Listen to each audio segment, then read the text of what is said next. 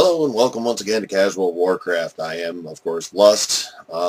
Episode 3 now. Yes, 3 episodes. Woo!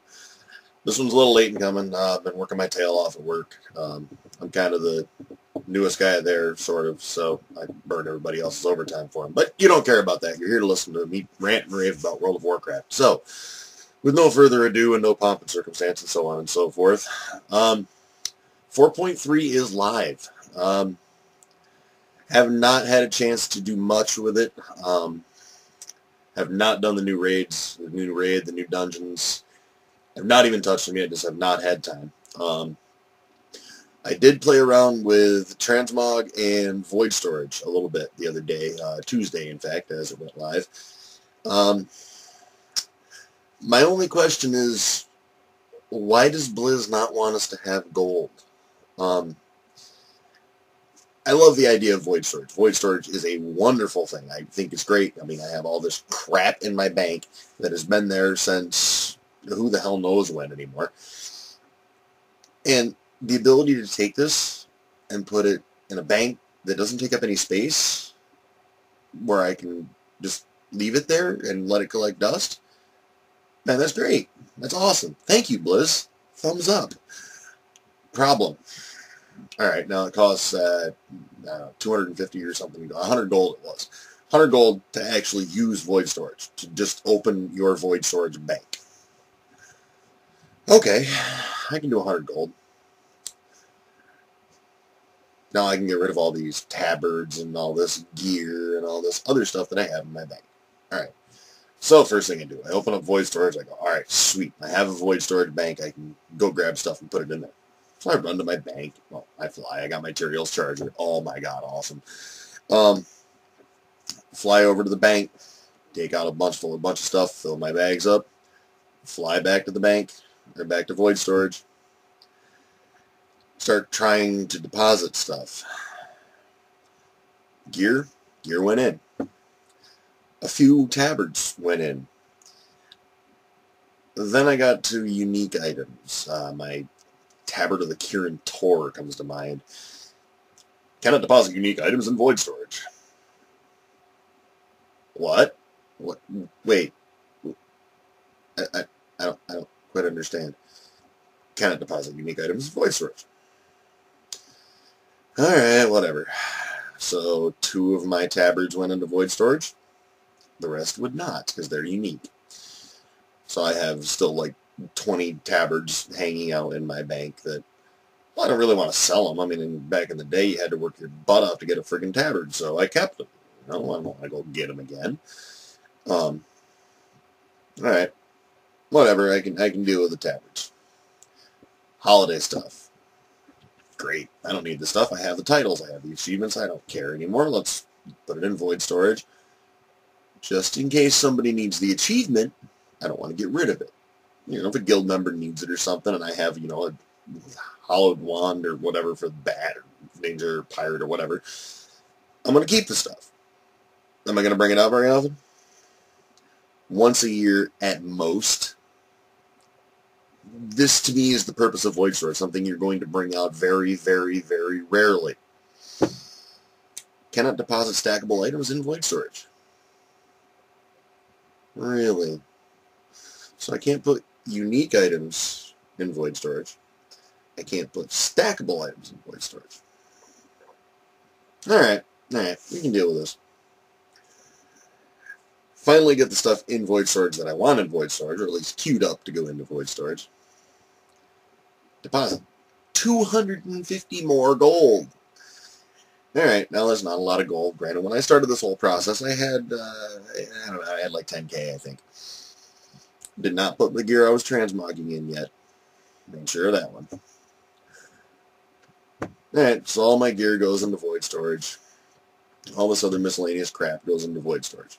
250 gold later, I didn't even deposit that much. I have a little more room in my bank. Not a lot, but a little bit.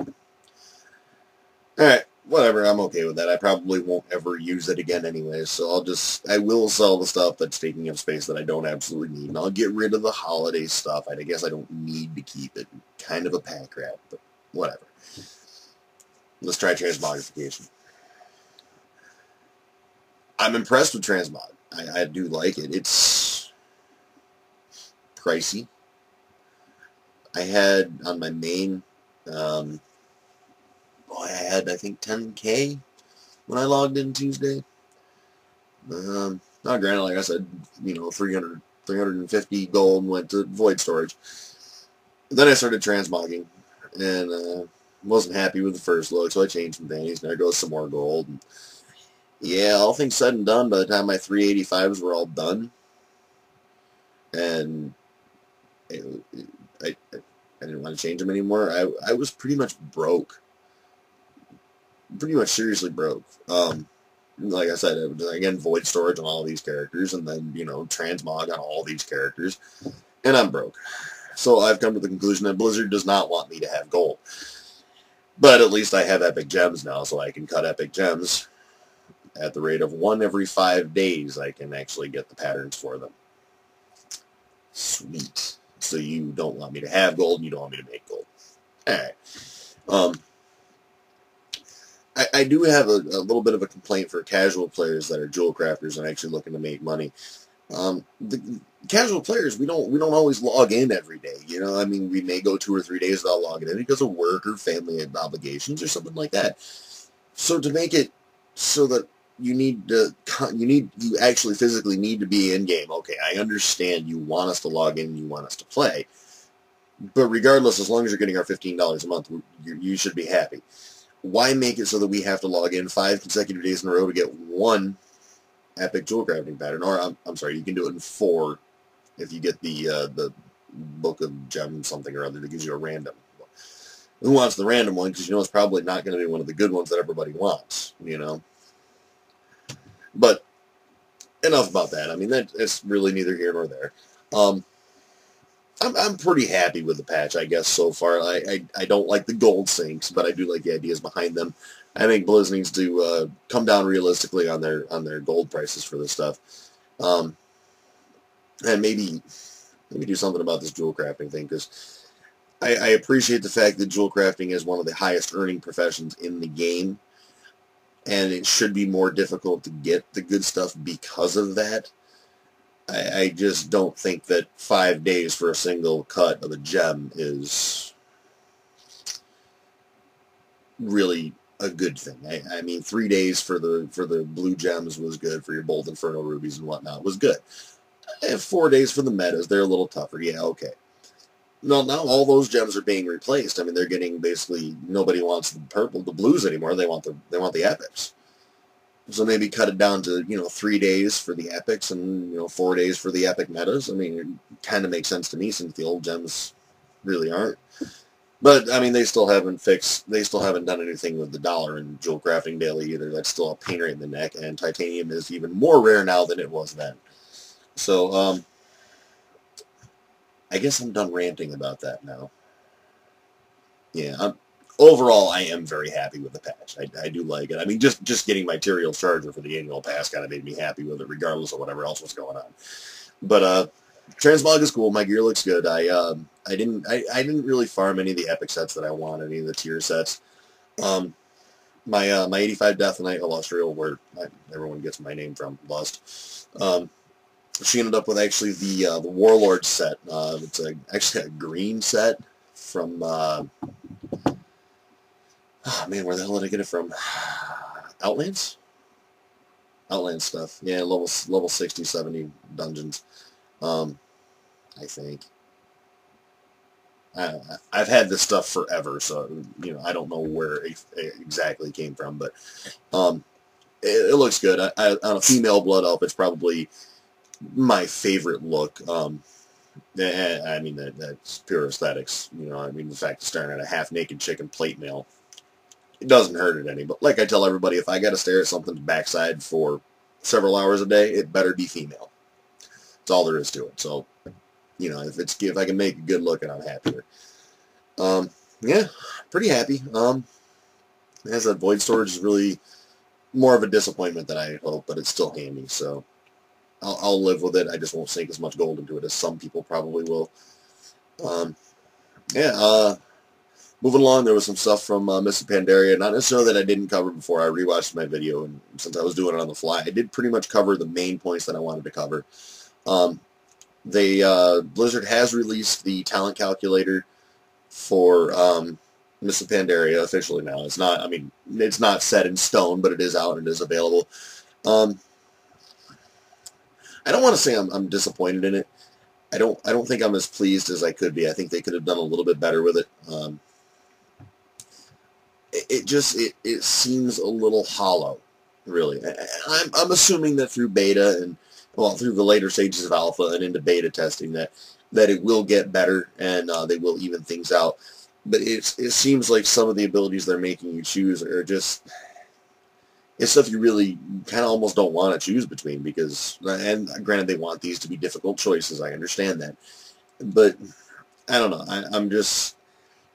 I'm somewhat disappointed in it. And the only thing that really bothers me, I think, more than anything, I mean, above and beyond just what I actually have to choose from, you know, 1 talent point every 15 levels.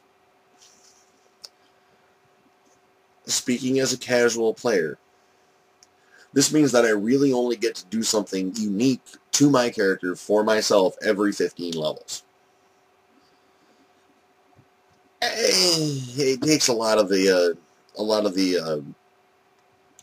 RPG out of an MMORPG. You know, I mean, I want to be able to tweak my character and tune it and change things as I go. And every 15 levels, man, that's just not. Granted, at level 1 through 45, that's not too horrible. You're all right, but at 45 and beyond, I mean, the levels start to get a little bit slower, and it kind of gets a little old, I think, at that point. Every level is nice. Every other level is nice. 15 levels might be a bit much, and I think Blizz may want to rethink that eventually. But what they're doing with it itself is actually a good thing. I think, I mean, it does. It never will eliminate the cookie-cutter builds, but it gives a lot more flexibility in the cookie-cutter build. You don't necessarily have to pick all the exact same talents as everybody else picks just because they're good. You can pick around and choose a little bit and still be good. So I'm alright with that. And there was something else I really wanted to talk about just quickly, and not a complaining talk, because it seems to be a very big complaining video. And it was 4.3 related. Leveling in Northrend has changed. They've actually reduced the amount of experience it takes to get from level 71 to 80 through the entire Northrend section, I guess. That's great, because I tell you, my last 85, my rogue was my last character at 85, and man, that grind through Northrend sucked. I mean, granted, it should take longer to do 10 levels than 5, but the last 5 levels you would think would take longer than the middle 10. Then 71 to 80, I mean, I hit Northrend at level 68, bang, in Howling Fjord, starting the quest, just to get him done and out of the way. You get a little bit of a jump on things because, at 68, you get a little more experience for him. Man, I was in Northrend forever. It dragged. The fact that they reduced the amount of experience needed to 71 to 80 is awesome. I don't think they'll have the same problem doing that with 80 to 85, because 80 to 85 seemed to go pretty good. I mean, 3 tunes through it in less than a year, and that's pretty impressive for me. So, I mean, I don't like to grind the last levels out. I get to when it was Lich King, I got to 72, 73, and I'm like, and I'm burnt out. I'm going to roll 47 alts, delete 32 of them, keep 1, transfer 6 more, and start on a different server. So, yeah, I finally did get it, and, I mean, I was the same, in Burning Crusade level 70. It took forever. So I'm really glad that they did that. That really helps us casuals out a lot, because we can get to max level quicker, and if we can get to max level quicker, we can still enjoy the questing and everything along the way, but if we get to max level quicker, then we can get to, higher end content better, faster. And it really helps us as players, it helps progress the story of the game along, it helps the flow, it helps everything move quicker. Which, as a casual player, I think really is what brings a lot of people back to World of Warcraft, constantly. It makes it such an addicting game, is that we keep coming back because not necessarily the story itself, but the way the story lays out. If you actually read every quest that you do instead of just relying on Carbonite to say, okay, here's what you have to go kill it, it's over here. You know, if you read them, it really does play out an interesting story. Most people don't read them anymore, but those of us that do, like me, it plays out nice. And just being able to get through that experience a little bit quicker and still have it play out just as well, awesome idea, Buzz. Awesome. Probably one of the best things you've done for us in a while. Yeah. Well, I think I am just running right out of stuff. The Tyrael's Charger, I did mention a couple times, and man, I am in love with this mount. It is awesome. It has replaced my Wing Guardian as my main mount for all of my characters. Tyrael's Charger is available through the World of Warcraft Annual Pass, which I believe is still going on temporarily. I haven't seen anything saying we're done with it, we're not doing it anymore. If you haven't gotten in by now, you're not going to. I'm a little surprised by the number of people that got it, but I think a lot of people signed up for the Annual Pass just for the mount. I mean, let's face it, we're all mount addicts. We love them. Why not? If you're just going to pay for a year anyways, you're gonna keep your account active for a year no matter what, more than likely. So why not? You get a free mount. What the hell? Yeah, along with that, like I said, I'll be going into the beta when it comes live. I'll keep you guys posted on that. I think I'm done for today, though. Can't really think of anything else. I have been up since 4 o'clock yesterday afternoon, and it's now 20 minutes to 10 in the morning. So, yeah, I'm probably missing something very important, somewhat important, and inconsequential. But I feel like this has turned into a complete bitch fest and a QQ, this sucks, Blizz, fix this video. So, that being said, comment, subscribe, thumbs up, like, share it on Facebook, whatever you want to do. We do have a Facebook now. It's in the sub box below, since I can't remember the URL off the top of my head. Yeah, email me, CasualWarcraft@gmail.com if you have anything to say, any questions, any comments, complaints, gripes, criticisms, anything, go ahead. Comment, subscribe, thumbs up, and like, and that's all I got for you today, guys. Thanks a lot for watching. This is Lust for Casual Warcraft. I am out.